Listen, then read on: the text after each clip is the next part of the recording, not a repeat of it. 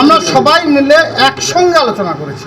এখানে কোনো ব্যক্তি বিশেষে কোনো ম্যাটার করে না। আমরা 7 জন বসেছিলাম, দলনেত্রী এবং আমাদের যুবরাজ অভিষেক বন্দ্যোপাধ্যায়ের নির্দেশে আলোচনা করেছি এবং কোর কমিটি কনভেনার আমাদের বিকাশ দা আমাদের সকলকে ডেকেছেন।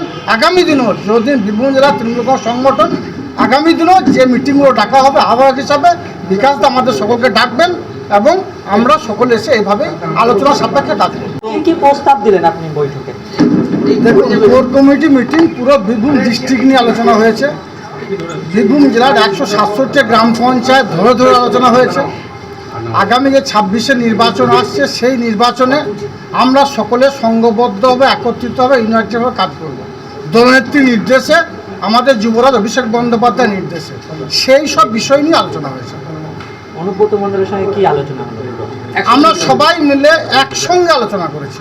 এখানে কোনো ব্যক্তি বিশেষে কোনো ম্যাটার করে না। আমরা 7 জন বসেছিলাম, দলনেত্রী এবং আমাদের যুবরাজ অভিষেক বন্দ্যোপাধ্যায়ের নির্দেশে আলোচনা করেছি এবং কোর কমিটি কনভেনার আমাদের বিকাশ দা আমাদের সকলকে ডেকেছেন। আগামী দিনও যদি বীরভূম জেলা তৃণমূল কংগ্রেস সংগঠন আগামী দিনও যে মিটিংগুলো ডাকা হবে আহ্বায়ক হিসাবে বিকাশ দা আমাদের সকলকে ডাকবেন এবং আমরা সকলে এসে এইভাবে আলোচনা সাপেক্ষে ডাকবো। কিছু অভিযোগ জানালেন আপনি? দেখুন, অভিযোগের বিষয়টা এখানে না আসাই উচিত, কারণ আমাদের দলীয় আভ্যন্তরীণ বিষয়। কোর কমিটির যে বিষয়গুলো আলোচনা হয়েছে সেটা দলীয় আভ্যন্তরীণ বিষয়, সে বিষয়টা বহিঃপ্রকাশ না করাই উচিত বলে আমি মনে করি। দলের সব বিষয়ে আলোচনা হবে, ভালো মন্দ সবই আলোচনা হবে, কিন্তু দিনের শেষে একথাই বলবো, আমাদের যে আলোচনাগুলো হয়েছে সে আলোচনায় আমরা সকলেই স্যাটিসফাইড আছি, আমরা সকলেই সে আলোচনায় খুশি আছি এবং আলোচনাগুলো ফলপ্রসূ হয়েছে। দাদা, অনুব্রত মণ্ডলকে এবং আপনাকে একই মঞ্চে দেখা যায় না বিজয়া সম্মিলিত, আগামী দিন কি দেখা যাবে? অনুব্রত মণ্ডল আমার অভিভাবক, আমার রাজনৈতিক গুরু, তার হাত ধরে আমার রাজনৈতিক জীবনের পথ চলা শুরু। তো একবার নয়, বারবার আমাদের মাধ্যমে বলেছি, আজকেও সে কথা বোলপুর দলীয় কার্যালয়ে বসে আমি বলে যাচ্ছি।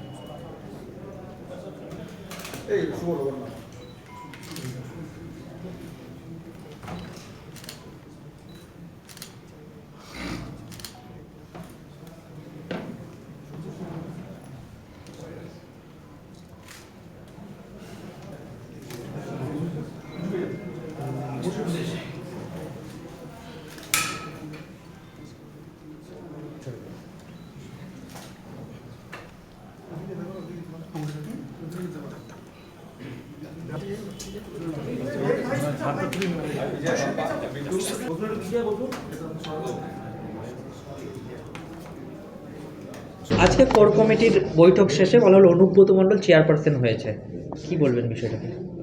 এটা হয়তো আমাদের শুনতে ভুল হয়েছে, বা যিনি বলেছেন তিনি হয়তো ভুলবশত বলেছেন। কোর কমিটির আহ্বায়ক হিসাবে আমাদের বিকাশ রায়চৌধুরী মহাশয় আমাদের দলনেত্রী মমতা বন্দ্যোপাধ্যায়ের নির্দেশে তিনি ছিলেন, তিনি আছেন, তিনিই থাকবেন। কোর কমিটি 6 সদস্যের ছিল, সেটাকে একটা বাড়িয়ে 7 সদস্যের করা হলো। অনুব্রত মণ্ডল মহাশয় আমাদের অভিভাবক, তিনি কোর কমিটির মধ্যে অন্তর্ভুক্ত হলেন। বীরভূম জেলা বিগত দিনে যেভাবে চলছিল দলনেত্রীর নির্দেশে বীরভূম জেলার 11টা বিধানসভা বিভিন্নভাবে বিভিন্ন জায়গায় দলনেত্রী মমতা বন্দ্যোপাধ্যায় যেভাবে ভাগ করে দিয়েছিলেন সেইভাবেই বীরভূম জেলা চলবে। কিন্তু বীরভূম জেলা কোর কমিটি বীরভূম জেলা আগামী দিনে পরিচালনা করবে। যেমন আজকের সিদ্ধান্ত হয়েছে আগামী 15ই ডিসেম্বর রামপুরহাটে দলীয় কার্যালয়ে কোর কমিটির মিটিং ডাকা হবে। আহ্বায়ক হিসেবে বিকাশ রায়চৌধুরী মহাশয় থাকবেন।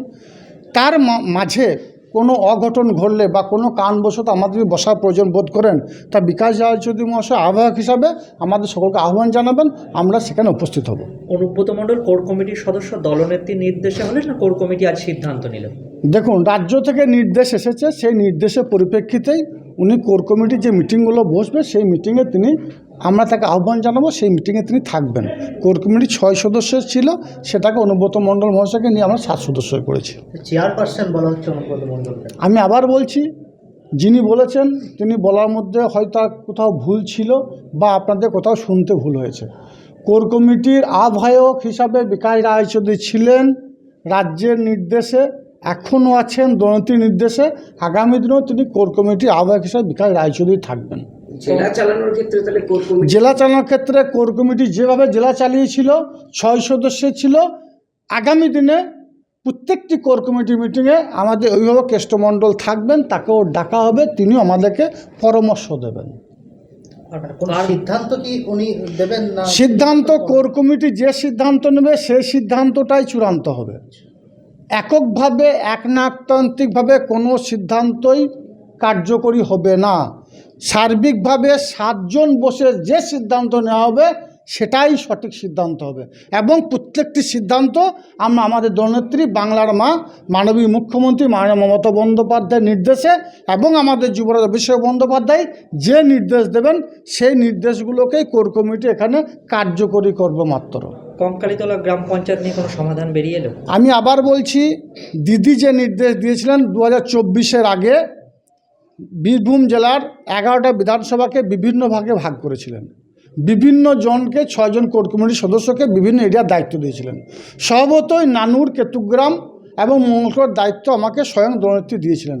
সেই হিসাবে নানুর বিধানসভার দায়িত্ব আমার ঘাড়ে বর্ষায়, এবং নানুর বিধানসভার সম্মানীয় বিধায়ক বিধানচন্দ্র মাঝি তার প্যাডে লিখিত আকারে দিয়েছেন রাজ্য নেতৃত্ব যে সিদ্ধান্ত নিয়েছিল বিগত দিনে, এক ব্যক্তি একটা পদ, তার বেশি পদ থাকবে না।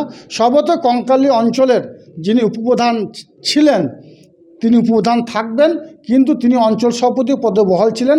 সেই পদে লিখিত আকারে আমি ওখানকার অবজারভার, আমাদের বিধায়ক এবং ব্লক প্রেসিডেন্ট 3 জনের সই লিখিত আকারে সই করে জমা দিয়ে দিয়েছি যে তাকে পদ থেকে সরানো হলো।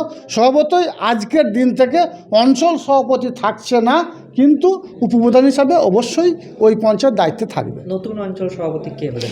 নতুন অঞ্চল সভাপতি আমরা ঠিক করিনি। পরবর্তী ক্ষেত্রে অঞ্চলে যারা বুথ প্রেসিডেন্ট আছে, অঞ্চলে যারা সদস্য আছে, অঞ্চলে যারা সুবুদ্ধি সম্পন্ন মানুষ আছে, সকলকে নিয়ে আলোচনা করে আমরা একটা 5 মেম্বার্স কমিটি তৈরি করে অঞ্চলটা পরিচালনা করব।